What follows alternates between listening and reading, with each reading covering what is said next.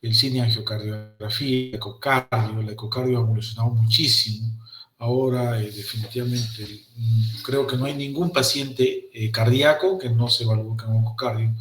Ecodoppler, nosotros sí hacemos Doppler de miembro inferior, miembro superior, la cardioresonancia, el angioten, la arteriografía selectiva, esto ya viene con tratamiento, se ingresa a través de radiología intervencionista para ver esto, qué arteria está tapada y se pueda desbloquear esta obstrucción, la flebografía. Entonces, existen muchos exámenes. Definitivamente nosotros nos vamos a enfocar a la parte de rayos X. Como atención primaria, nosotros nos vamos a enfrentar al paciente con rayos X y creo que nada más. Entonces debemos saber reconocer algunos signos de crecimiento de las cavidades cardíacas.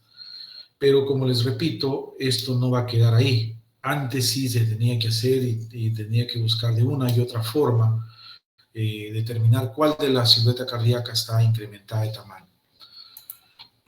Entonces, esto más o menos es lo que se debería ver, los ítems que deberíamos cumplir para una evaluación de la silueta cardíaca: ver el tamaño, la posición, el contorno, la densidad, la vascularización pulmonar o alguna otra alteración, ¿sí? Nosotros ya hemos estado viendo el tema del tamaño, ¿sí? Acordémonos que el corazón va a depender mucho, o sea, de la edad, del sexo, del hábito corporal, si es un paciente alto, un paciente pequeño, la actividad física, la inspiración y las alteraciones torácicas.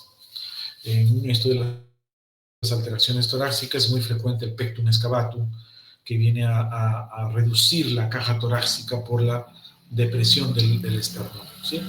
Entonces, esta diapositiva nos menciona que para el tamaño de un corazón no es un número fijo, sino es un número variable y va a depender de mucho de la contextura del paciente. Es por eso que nosotros no hablamos en centímetros, no hablamos en centímetros cúbicos del corazón, hablamos de índice cardíaco, que quiere ser una relación del tórax del paciente con su corazón, y eso debería cumplirse, ¿no es cierto? Entonces, si nosotros vemos la silueta cardíaca de frente en un rayos X simple, vamos a ver esto de acá, que al lado derecho tenemos la aurícula derecha. Está compuesta casi en su totalidad del borde derecho por la aurícula derecha.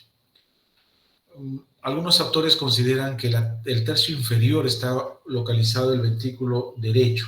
Entonces yo creo que sí, sería la aurícula derecha y el ventrículo derecho, una pequeña parte del borde derecho lo corresponde al ventrículo derecho.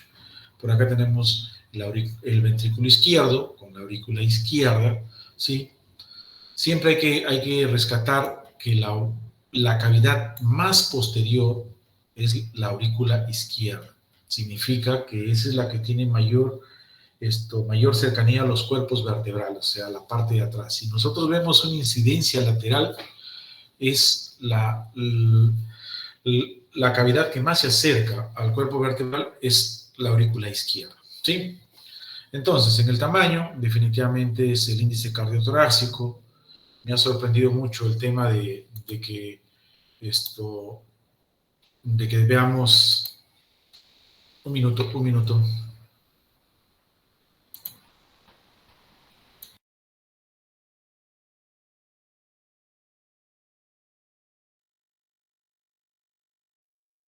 Disculpen, ¿sí ven la cámara, no? ¿Sí ven la pantalla?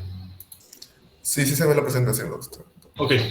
Retomando esta diapositiva, el índice cardíaco 0,5. Les comentaba que hay algunos chicos que dimos el examen, no pudieron hacer esta respuesta correcta, y de verdad que es preocupante eso, ¿sí? El corazón, si nosotros dividimos a la mitad del hemitórax, la tercera parte se encuentra al lado derecho y las 2/3 partes al lado izquierdo. Y en el lado derecho tenemos una curvatura y en el lado izquierdo dos curvaturas. La curvatura del lado derecho, una sola, y la del lado izquierdo viene el botón aórtico y el ventrículo izquierdo junto con su aurícula izquierda, ¿sí? Entonces tenemos dos curvaturas. Y eso generalmente es lo que ustedes tendrían que evaluar en todos sus pacientes, ¿no es cierto? Nuevamente el índice cardiotorácico, que es la relación entre el diámetro máximo de la silueta cardíaca y el diámetro de la base de los corazones. corazón, ¿sí? Esto tenemos un esquema de la silueta cardíaca. Vamos a tener, primero se traza una línea media, más o menos por acá, desde este punto hasta el borde más externo del borde cardíaco, se suma con lo del otro lado. Las dos líneas blancas se van a sumar y se van a hacer una relación con toda la amplitud del tórax. Esta medida es por dentro de los arcos costales, ¿cierto? Entonces, el número 1, que son las dos líneas blancas, se va a dividir entre el número 2 y vamos a tener el índice cardíaco y esto debe ser menor de 0,5 o el 50%, ¿sí? Acá, por ejemplo, a veces en la práctica, pues ya te acostumbras a ver, las siluetas cardíacas y a veces ya no es necesario medirlo. Por ejemplo, si yo tengo una silueta cardíaca de este tamaño, lógicamente que es menor de toda la mitad de la amplitud de este tórax, es menor de la mitad y por lo tanto no necesito, digamos, medir porque yo sé que es menor del 50%, ¿cierto? Ahora, si tengo sospechas o no tengo todavía la costumbre de ver muchos rayos X, debería medirlo. Trazamos la línea por las apófisis espinosas, línea a la derecha, línea a la izquierda, se suman estas dos líneas y se tiene que relacionar con esta línea de acá, ¿ok? Muchos pacientes vamos a tener, por ejemplo, un corazón muy delgado, ¿sí? O un corazón muy grande, ¿sí? El corazón muy grande, definitivamente esto de acá tiene más del 50%, se debería medir, y el de acá definitivamente tiene menos del 50%. Entonces, ¿qué pasa en nuestros pacientes? Este paciente del lado superior probablemente sea un paciente, si tú ves los pulmones más oscuros, significa que tienen más aire de lo normal, quizás un atrapamiento de aire, pensar en un problema obstructivo del aire, como un problema asmático, quizás en este paciente, ¿no? Que hace que los pulmones sean más grandes y se vea el corazón un poco más pequeño en relación, porque las dos órganos se van a relacionar entre sí para ver el tamaño. En la parte de abajo, definitivamente el corazón tiene más del 50%. Si yo veo inclusive que está más prominente hasta el lado derecho, para pensar en crecimiento de la aurícula derecha, o también esto del ventrículo izquierdo. Acuérdense que el corazón son 4 cavidades, pero no significa que solamente una de ellas va a crecer. Eso a veces tenemos el concepto de decir, no, ¿sabes qué? De ese paciente solamente le creció el ventrículo izquierdo. Probablemente no sea tanto así, porque a veces solamente crece el ventrículo izquierdo y quizás también la aurícula izquierda, pero no en la medida que ha crecido el ventrículo izquierdo. Entonces, los crecimientos de las cavidades no se dan en una sola cavidad.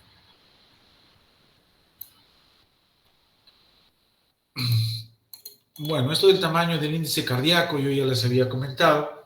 En forma práctica, de menor al 50% se considera normal, del 50 a 55 una hipertrofia leve, de 55 a 60 moderada y más de 60 severa, ¿sí? Esto, digamos, es en forma práctica. De este paciente va a tener que ir a un ecocardio y en el ecocardio se va a tener que definir dónde está. Acá tenemos la posición del corazón.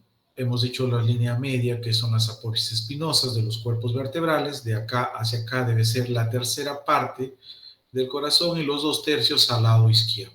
¿Esto siempre se debe cumplir? Sí, la mayoría de veces se debe cumplir esta disposición del corazón. ¿Cuándo no se debe cumplir? Cuando haya una alteración, por ejemplo, de una cifosis, desviación de la columna, una depresión del esternón. Ese tipo de malformaciones ya le quitan validez a este valor. Pero si no tenemos esto, el paciente debería cumplir con estos criterios, ¿sí? Acá, por ejemplo, ¿qué les parece esta silueta cardíaca?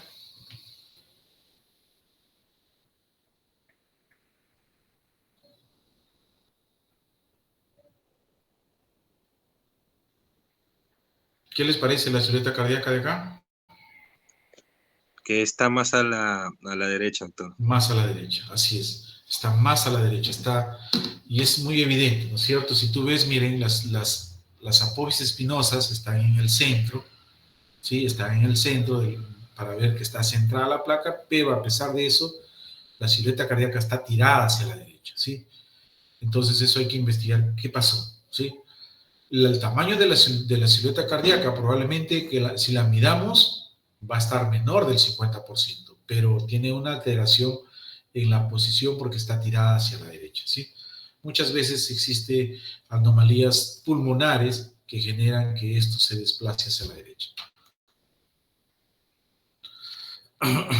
Los contornos cardíacos, ya le había comentado, había adelantado que el contorno cardíaco en el lado derecho es uno solo y en el lado izquierdo el botón aórtico y el ventrículo izquierdo. Son dos contornos. Lado derecho un solo contorno, izquierdo dos contornos, ¿sí? ¿Ok? Botón aórtico, un contorno, dos contornos, ¿sí? Es como un 3, se forma un 3, ¿sí? Un 3 medio raro, pero es un 3 al final, ¿sí? Y el lado derecho, un solo contorno, ¿sí? Cuando nosotros lo vemos en lateral a la silueta cardíaca, y eso es importante que se acuerden también, quien tiene contacto con el esternón es el ventrículo derecho, ¿sí? El ventrículo derecho. Y nos refiere que debe ser menos de la tercera parte del esternón que la silueta cardíaca contacte, pero la cámara que contacta con el borde posterior del corazón es el ventrículo derecho, ¿sí? El ventrículo derecho. ¿Se acuerdan que les había comentado cuál era la cámara más posterior?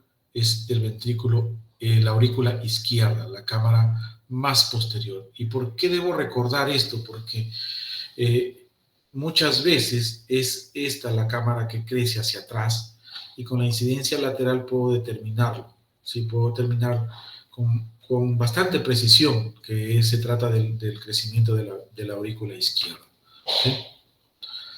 Acá, bueno, no tengo una muy buena imagen, pero el ventrículo derecho está fijándose a la región posterior del esternón. Este es el espacio retroesternal que debe ser siempre de aire, porque es pulmón. A veces se reemplaza por alguna tumoración, ¿sí? Generalmente los linfomas son los que ocupan este espacio. Bueno, estas son incidencias oblicuas. Realmente están ahí para que ustedes vean que antes se tomaban este tipo de incidencias. Ahora, de verdad que ya no se hacen para la evaluación del corazón.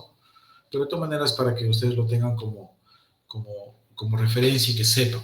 ¿Y qué es lo que se hacía? Por ejemplo, se le daba al paciente contraste, esto es el esófago, se le daba contraste y se le tomaba rayos X para ver que a este nivel vea la compresión del esófago, porque la cámara que comprimía era el ventrículo izquierdo, ¿sí? Entonces, eso es lo que se hacía para confirmar, digamos, el crecimiento de la aurícula izquierda, ¿sí? Entonces, la aurícula izquierda, cuando crecía hacia atrás, comprimía el esófago y para eso se le hacía un esofagograma para determinar esto. Hoy por hoy, definitivamente, ya esto no se hace, no se hace, pero de todas maneras, les comentaba para que ustedes lo conozcan, básicamente, como un antecedente, ¿sí? Hoy existe la fluoroscopía, que es los rayos X es una foto, digamos, una foto de la imagen, del corazón, una foto de los pulmones. La fluoroscopía es un video, así tal cual. Tú tomas la imagen, pero va tomándose en forma continua, y es por eso que va a tener este tipo de imágenes, y se le pasa contraste, y vamos a poder ver cómo fluye el contraste, cómo va desapareciendo el contraste, porque una vez que llega acá al arco cardíaco se va a ir por el tronco brachiocefálico o la carótida y se va a desaparecer el contraste. Y eso se va a grabar en un video, ¿sí?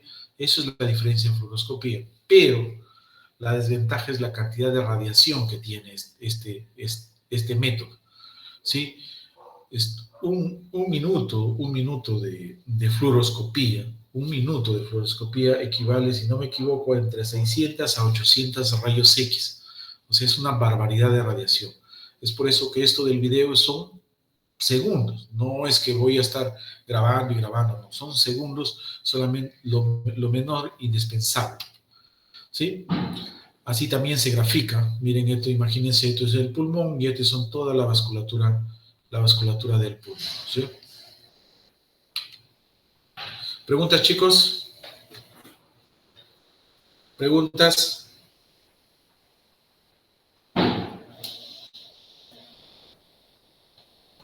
¿Nada?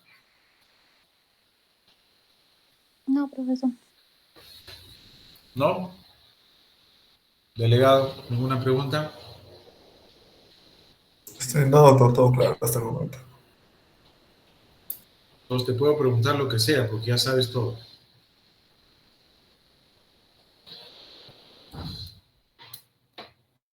¿Sí? Ya está Sí. bien. Perfecto. Ok, muy bien. Sigamos entonces. El crecimiento de las cavidades cardíacas. El corazón, les vuelvo a repetir, son 4 cavidades. No es que crezca una sola. La mayoría de veces, al fallar, acuérdense que las aurículas se comunican con los ventrículos a través de las válvulas, auriculoventriculares, ¿no es cierto? Eso todos sabemos. El ventrículo izquierdo se va a comunicar con la válvula aórtica y va a expulsar el contenido sanguíneo a través de la aorta. Y el ventrículo derecho a través del tronco de las pulmonares. En todas ellas existen válvulas y estas se pueden enfermar y pueden generar estenosis a estos niveles. Una vez que se genere una estenosis o insuficiencias, ¿no es cierto? Una vez que, por ejemplo, supongamos que existe una estenosis en la arteria aorta, ¿quién depende de eso? Depende el ventrículo izquierdo. Entonces, ¿qué va a tener que hacer el ventrículo izquierdo para mantener el flujo? Ponerle mayor presión a la expulsión. Entonces, al tener más fuerza, esta cámara va a crecer. ¿Me entiendes? Va a crecer. Pero lógicamente que este ventrículo izquierdo también se comunica con la aurícula izquierda y también le va a generar problemas a la aurícula izquierda. Entonces va a empezar a fallar todo el corazón izquierdo. Si bien es cierto, vamos a notar mucho más crecimiento del ventrículo izquierdo, la aurícula izquierda, por consecuente, también va a crecer, no quizás en la misma medida que el ventrículo izquierdo, pero sí va a crecer. ¿Ok? Por ejemplo, si hay un crecimiento de la aurícula derecha, hemos dicho que es el borde cardíaco derecho, que solamente tiene una curvatura, va a crecer hacia el lado derecho.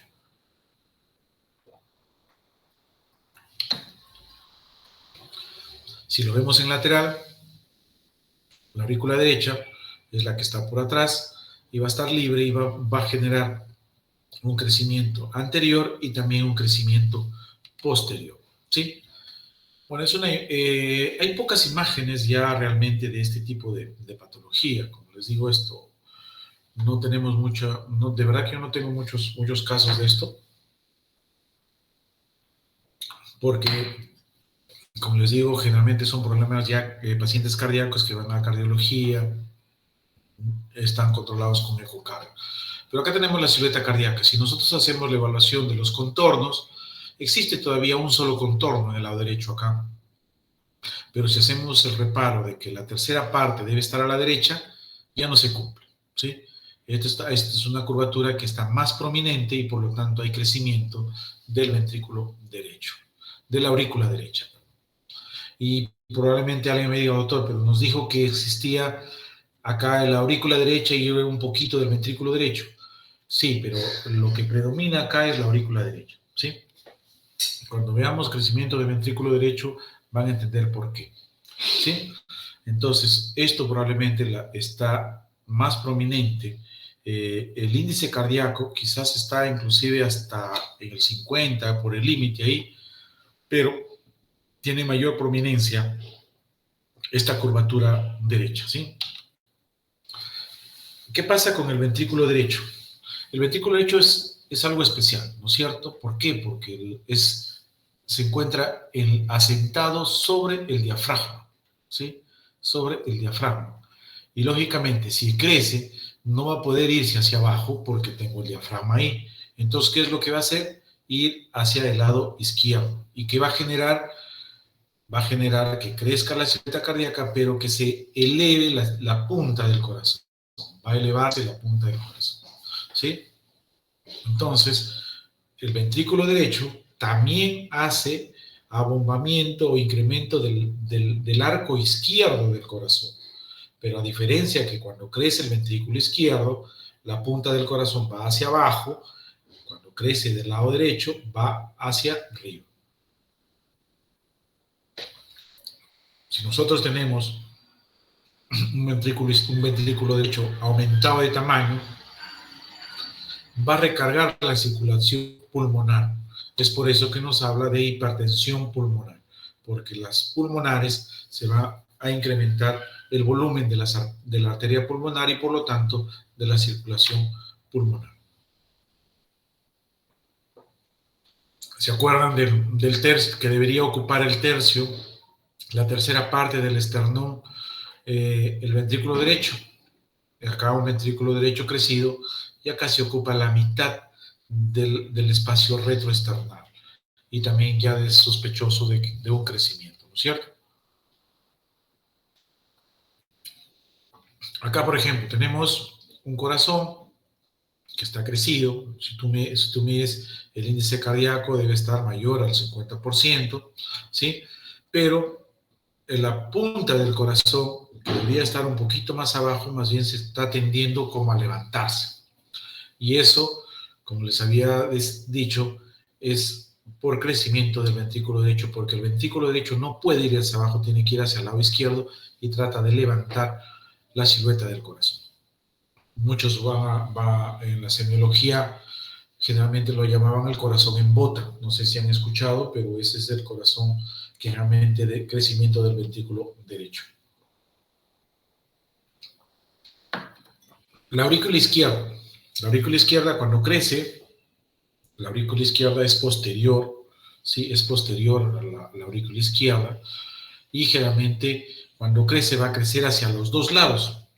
Entonces en el lado derecho ya no voy a tener un solo arco, sino voy a tener dos lobulaciones.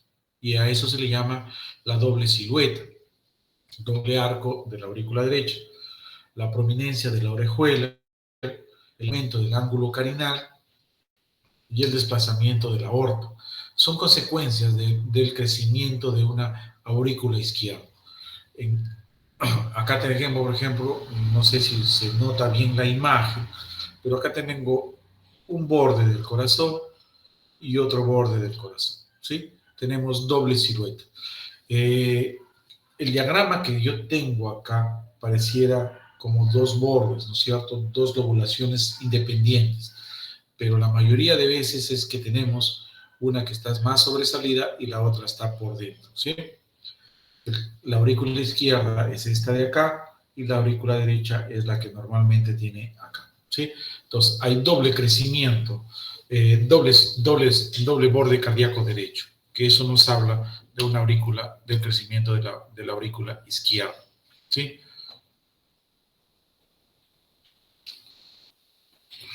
Ya como ustedes, ya les comenté, generalmente son por las valvulopatías auriculoventriculares, y en este caso nos menciona que hay una intervención a este nivel, ¿sí? La aurícula izquierda va a crecer hacia atrás y esto en negro es el esófago. Es por eso que cuando se tenía antes un crecimiento del corazón, lo que se le pedía era un esófago con contraste para ver esta muesca que existe acá. Entonces, si existía la muesca, se comprobaba que era un crecimiento de la aurícula izquierda, ¿no? Hoy por hoy definitivamente es un estudio que ya creo que a nadie se le va a ocurrir pedir este tipo de examen, pero es importante que ustedes conozcan la relación que existe del crecimiento de la aurícula izquierda con el esófago. El ventrículo izquierdo. El ventrículo izquierdo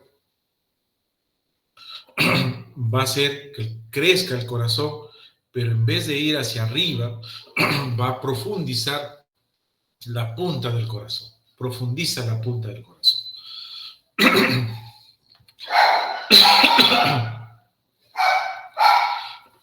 Perdón. el ventrículo izquierdo también se va a desplazar hacia la parte posterior, sí, pero no es tanto como la aurícula izquierda, ¿sí? Definitivamente el ventrículo izquierdo también va a posterior, pero la aurícula izquierda es la que se lleva digamos, le gana en mucho cuando crece el desplazamiento posterior que tiene el corazón, ¿sí? Miren, acá tengo una silueta cardíaca aumentada de volumen. La punta del corazón, miren, se está perdiendo en el diafragma. Vamos a regresar para ver el crecimiento del lado derecho. Miren, este era el crecimiento del lado derecho. Miren la punta del corazón, está por acá, está casi independiente del hemidiafragma. Y miren el crecimiento del ventrículo izquierdo, se se mete y se pierde en el diafragma porque se está dirigiendo hacia abajo. Esas son las dos, digamos, más frecuentes entidades que van ustedes a encontrar: crecimiento del ventrículo derecho o crecimiento del ventrículo izquierdo. Así que es importante que ustedes se familiaricen con el crecimiento y la punta va hacia abajo y del ventrículo derecho que la punta va hacia arriba, ¿sí? Y este de acá, ¿qué les parece? ¿Qué les parece esta imagen?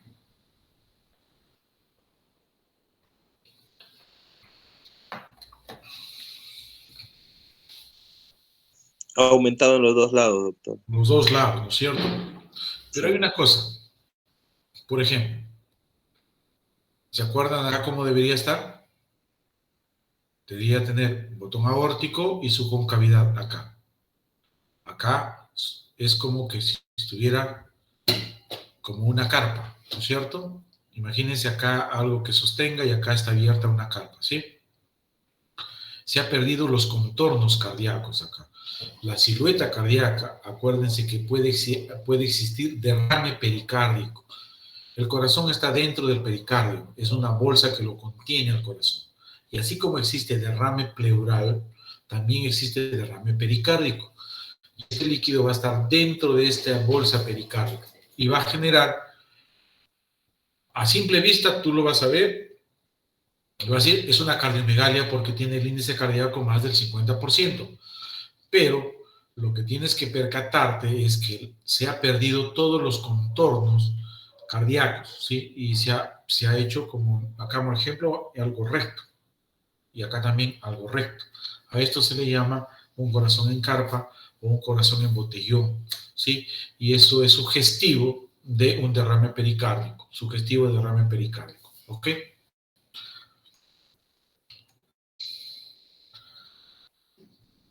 La patología de la aorta, pues, es importante hablar también de la aorta porque esto es la principal salida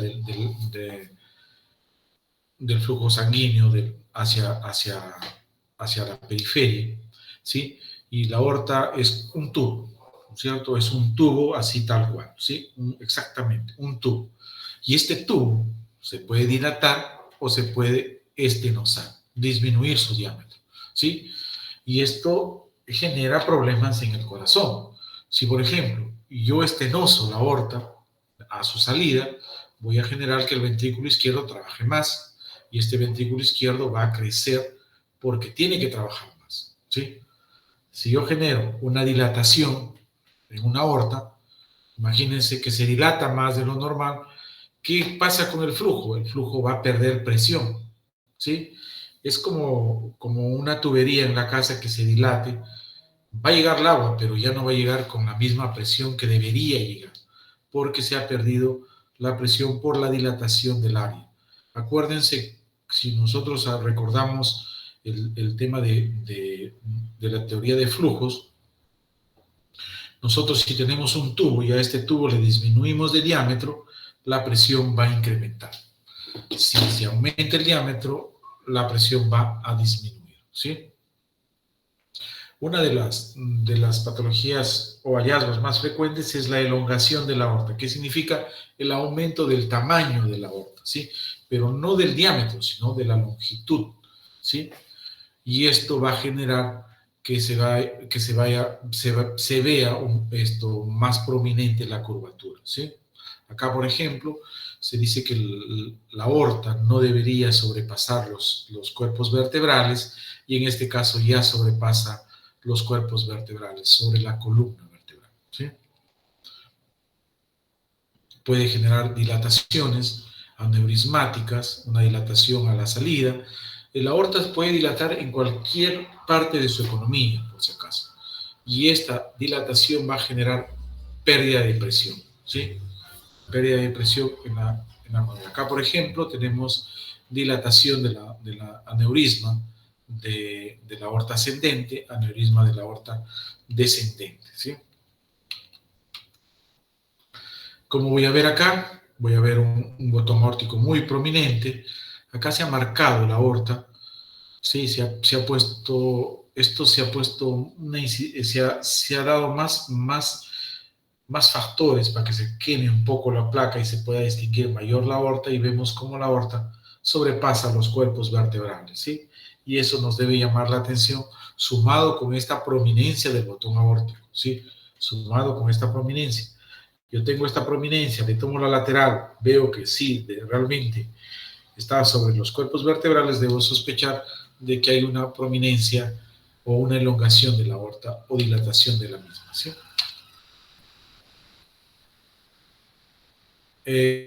Las dilataciones, bueno, igual, las dilataciones se tienen que ver con ultrasonido transesofágico, se mete una sonda por el esófago para hacer ecografía, pero de verdad que eso es un tratamiento invasivo, y ahí es un diagnóstico invasivo. Yo de verdad que da mucho rendimiento la angioten, ¿sí? Yo trabajo mucho angioten, y se puede ver perfectamente la aorta, las dilataciones, las estenosis, perfectamente. No, de verdad que no, yo no recomendaría un ultrasonido de primera línea, más bien podría ser un angioten o una resonancia, ¿sí? Esta es una disección. Este es el angioten, por ejemplo. El angioten se le pone contraste al paciente y puedo graficar toda la aorta. Miren cómo se grafica perfectamente. Pero la disección significa que se ha desprendido el endotelio, ¿sí? Y el endotelio está flotando acá, ¿sí? Está flotando. ¿Y qué va a pasar? Que la aorta va a tener dos luces, una luz verdadera y una luz falsa, ¿sí? ¿Y qué va a generar? Por ejemplo, a nivel renal, la arteria del lado izquierdo, al parecer, está saliendo de la luz falsa, y esta luz falsa no tiene tanta presión como la verdadera, y por lo tanto va a generar áreas de hipoperfusión en el órgano que está saliendo. Entonces, esta es una patología de emergencia, que el paciente llega con un dolor intenso, muy, muy intenso de tórax, con signos de choque hipovolémico, una cosa así, que va a generar una emergencia. Lo que se tendría que hacer ahí, en primer lugar, sospechar del diagnóstico, y si se sospecha, la indicación es un angioten.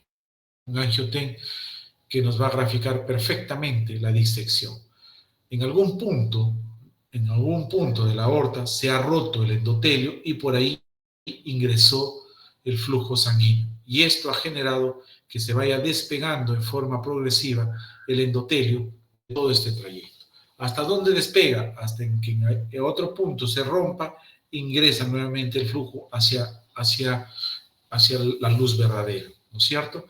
Entonces, esto es un aneurisma tanto de aorta ascendente como de descendente, con perfectamente remarcado el endotelio que está flotando dentro de la aorta, ¿no es cierto?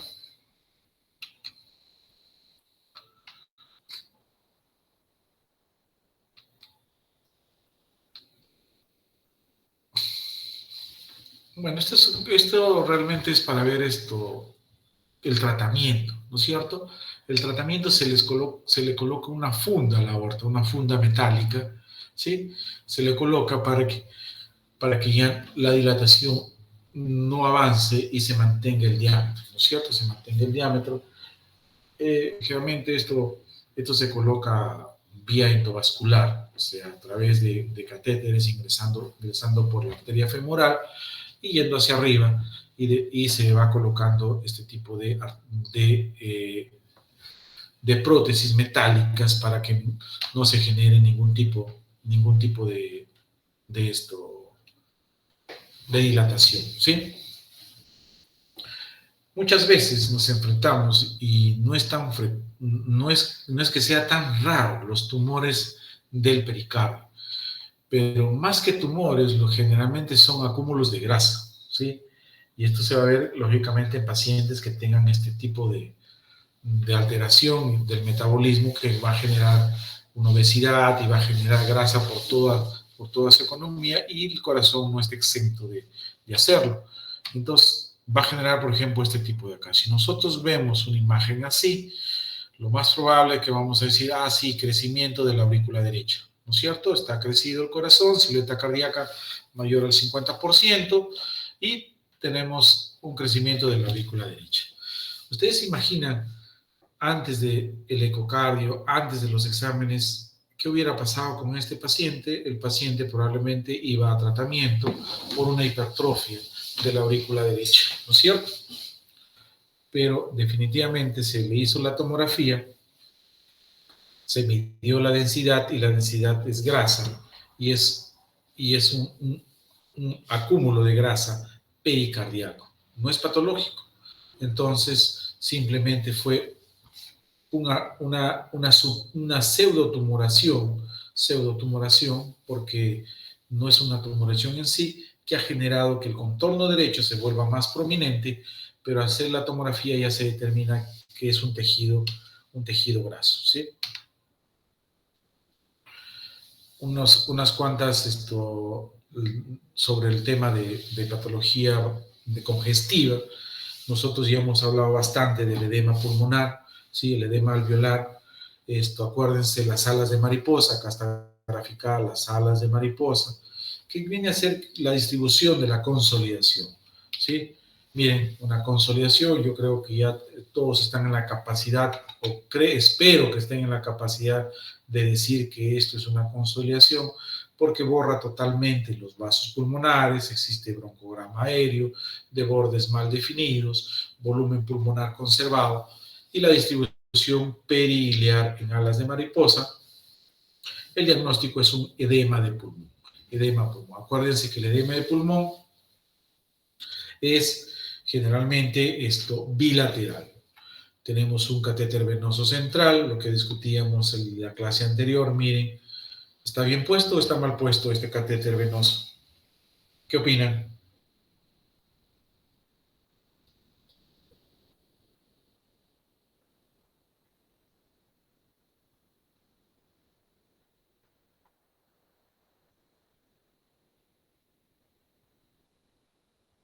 Chicos, ¿qué opinan? ¿Está mal puesto? ¿Dónde se proyecta? ¿Dónde está la punta del corazón? ¿En qué cavidad cardíaca debe estar? En el ventrículo izquierdo. Es en la aurícula izquierda, doctor. ¿Aurícula izquierda? ¿Ventrículo izquierdo? La punta está en el ventrículo. Ajá. Ventrículo izquierdo. ¿Esto qué lado es? ¿Izquierdo? Derecho. Derecho. No sé, ustedes díganme. Aurícula derecha. Sí, aurícula derecha debería estar. Aurícula derecha. No Acuérdense, debería estar 2 centímetros por encima de la aurícula derecha, me parece. así es. Debería estar, el borde del corazón es más o menos. Acá empieza la aurícula derecha, debe estar acá más o menos, ¿sí? Entonces, le está brindando información falsa a los colegas, ¿sí? Un catéter venoso central. Ok. Siempre acuérdense que en una incidencia frontal de un paciente normal no se puede observar la aurícula izquierda. No se puede. La aurícula izquierda debe estar acá, así más o menos, por acá. Que no es visible. Entonces siempre en una frontal la aurícula izquierda no va a ser visible, ¿sí? Para eso utilizamos la lateral, como les había comentado. Las calcificaciones de la aorta, esto es Esto es muy frecuente. Acuérdense del botón aórtico calcificado. Esto es parte del envejecimiento. Parte del envejecimiento que va a generar calcificaciones, no solamente en el botón aórtico, también existe coronarias. Existe un estudio que se llama angiotente coronarias o score calcio también, que empieza a contar cuán calcificadas están las coronarias, y eso se lleva a una tabla para ver un score de pronóstico de un evento coronario agudo del paciente, ¿sí? Eso es un estudio sencillo, sin contraste, que se hace generalmente con tomógrafos de alta velocidad, ¿sí? Entonces, las calcificaciones en el corazón hay en diferentes lugares: el botón aórtico, las coronarias, el pericardio también podría calcificarse, ¿sí? Y realmente son por problemas secuelares, o sea, son cicatrices por algún evento que ha generado a este nivel. Por ejemplo, acá tengo calcificación pericárdica, ¿sí? ¿Y qué voy a hacer ahí? Realmente no se va a hacer absolutamente nada, salvo que se demuestre que esta calcificación genere que el corazón no tenga el libre espacio para contraerse, ¿no es cierto? Como les dije, el pericardio rodea todo el corazón, lo tiene como en una bolsa. Si esta bolsa se vuelve dura y no permite que se contraiga bien el corazón, ahí se tendría que ir y sacar una parte del pericardio, ¿sí? Para poder liberar al corazón. La vasculatura pulmonar, la distribución generalmente, acuérdense que siempre más es en la base pulmonar que en los ápices pulmonares. Tienen mayor calibre en las bases pulmonares, ¿sí? Y el hilio izquierdo es un poquito más alto que el derecho, un poquito más alto, ¿sí? Esto tampoco no es que así tiene que ser en todos los pacientes, no. Esto es por frecuencia, es un poquito más alto, pero no significa que en todos los pacientes tiene que ser así, ¿sí? Si tú ves acá, el hilio termina acá y este hilio también termina acá, están parejos, así que no se debe cumplir al 100% tampoco, ¿ok? Esta es una vasculatura normal, este es el hilio pulmonar, miren los vasos cómo va, miren acá, en este nivel, en los infraclaviculares, no existe vasos, y si existe son muy, muy delgados que no se pueden observar, ¿sí? Cuando se habla de patrón de vasculación pulmonar aumentada, o sea, se va a incrementar o se van a volver van a incrementar su diámetro las estructuras vasculares. Miren acá, ¿se acuerdan las regiones infraclaviculares? No existían vasos, miren cómo acá se ven los vasos más rechonchos, más rellenos, ¿sí? Esto se llama es un signo de congestión pulmonar. Es uno de los primeros pasos que podría llevarnos a un edema pulmonar, ¿sí? Generalmente primero se congestiona y de ahí ya empieza a generar las áreas de consolidación y el derrame pleural.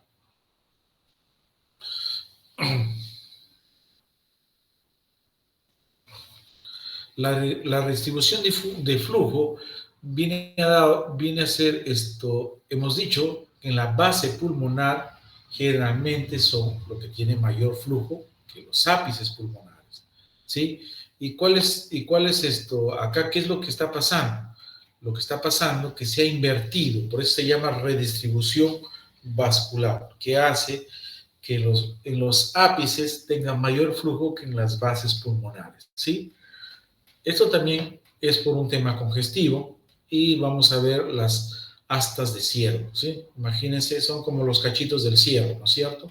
Por eso se llama imagen en astas de ciervo, que nos refiere a una redistribución vascular que es generalmente por problemas congestivos, con problemas cardíacos, ¿sí? Así como se incrementa el flujo pulmonar, también puede haber disminución de la vasculatura del pulmón.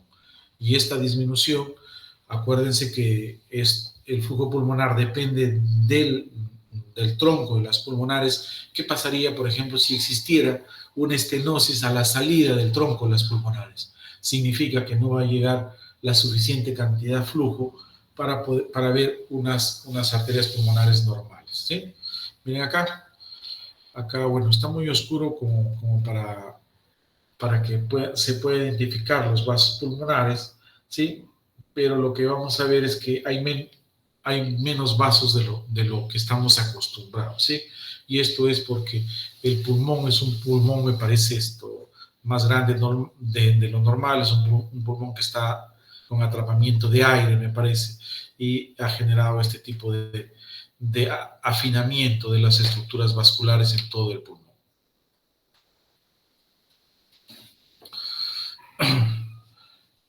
Esto ya es un poco más, más subjetivo, digamos, ¿sí? Que a veces puede estar en un lado más y en el otro lado menos. Acuérdense que de la tróncula pulmonar salen arteria pulmonar derecha, izquierda. ¿Qué pasaría si hay estenosis a nivel del lado derecho y el lado izquierdo está normal? O al contrario, que en el lado izquierdo esté normal y en el lado derecho haya obstrucción. Eso se va a reflejar en la vasculatura del pulmón. Si el lado derecho está obstruido, vamos a tener menor flujo que el lado izquierdo, ¿sí? Bueno, esa imagen sí no está de mala calidad, no me sirve para ver, ¿sí? Ok. ¿Preguntas, chicos? ¿Preguntas? Doctor, tengo una consulta. Sí, dime. Con respecto a las calcificaciones pericárnicas, ¿solo se puede ver una vista lateral o se puede ver en otro tipo de exámenes? No, se puede ver en cualquier incidencia, ¿eh? Si es una calcificación gruesa, se va a ver en la frontal o en la lateral. No habría ningún problema, ¿sí?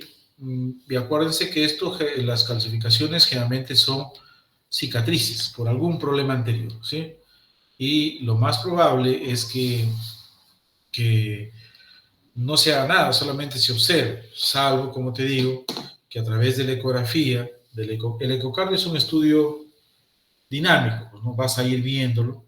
Entonces, este estudio dinámico, vas a ver que el corazón, el pericardio no le permite una adecuada contracción del corazón, y eso sí es indicativo de una cirugía para sacar el pericardio calcificado, ¿cierto? ¿Alguna otra pregunta, chicos?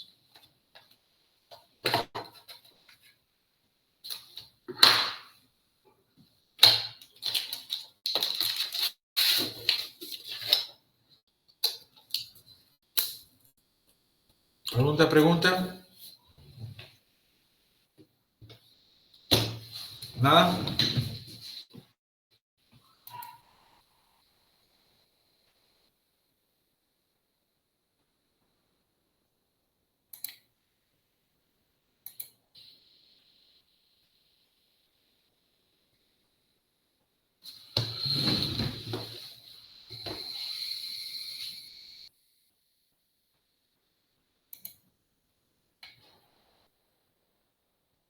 Ok, entonces cerramos la reunión.